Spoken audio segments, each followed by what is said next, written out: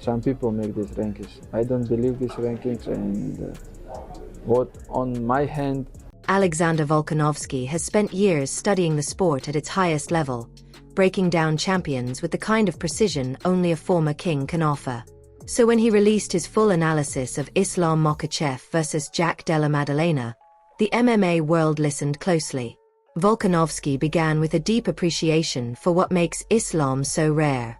He spoke about the champion's instincts, describing a fighter who doesn't need time to think or adjust. His reactions come from a lifetime of repetition, a level of grappling DNA that was almost formed before he could even walk. To Volk, Islam's timing, feel, and composure are not skills he learned through years of coaching. They are part of who he is, built into every muscle fiber. That's why when Islam finds himself in uncomfortable positions, he automatically knows how to escape, reverse, or take control. It's what separates him from nearly every fighter in the division. But Volkanovski didn't stop at praising Islam.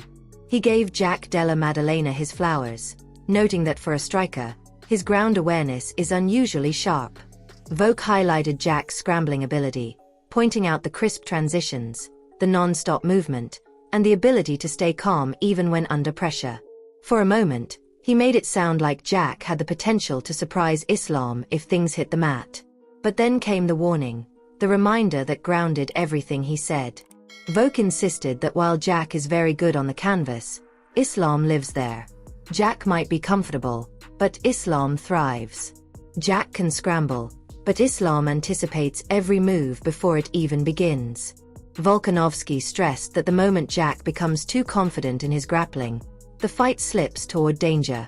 His message was clear: if Jack wants a chance, it must start and end on the feet. He has to be stubborn in the clinch, stubborn in the takedown defense, stubborn in refusing to settle on his back. If he manages to stay upright, the fight becomes more competitive.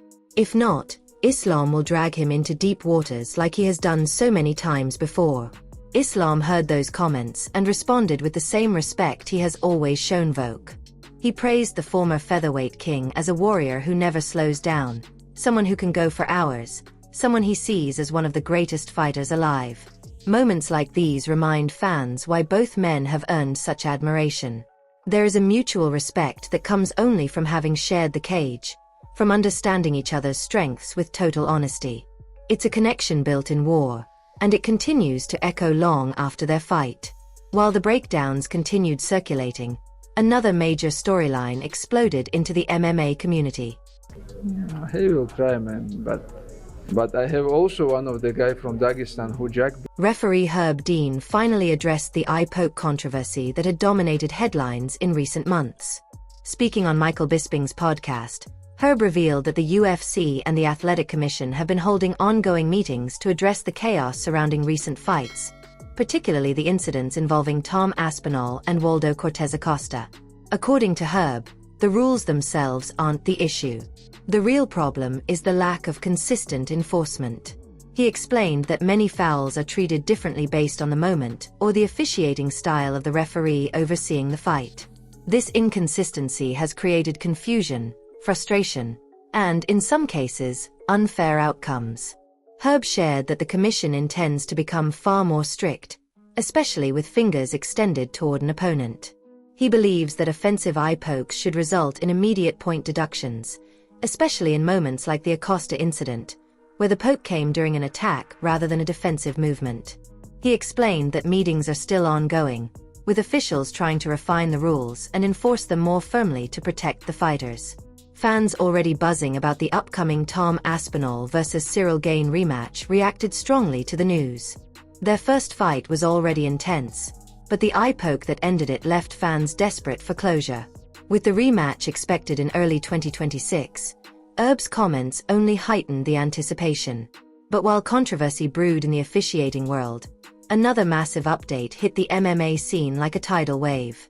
Jon Jones had officially landed in New York, but this wasn't just a promotional visit. It was soon confirmed by Rustam Khabilov, Jones's longtime training partner, that Jon would be joining Islam Makhachev and Khabib Nurmagomedov for several days of high-level training ahead of UFC 322. The idea of Jones rolling with Dagestani fighters sparked immediate excitement. Years ago, John had visited the region to train and teach, but Islam and Khabib were not yet part of that journey. This time, the reunion would take place inside their facility, surrounded by elite champions and prodigious talent. Khabib shared that the team had been planning this for a while. He said John would be welcomed as a friend and peer, with Islam and Khabib both scheduled to be present. The deeper connection between their camps became even more evident when fans remembered that Javier Mendez, the head coach of Team Khabib, has trained several fighters who once came from Jackson Wink, the gym that shaped John Jones into greatness.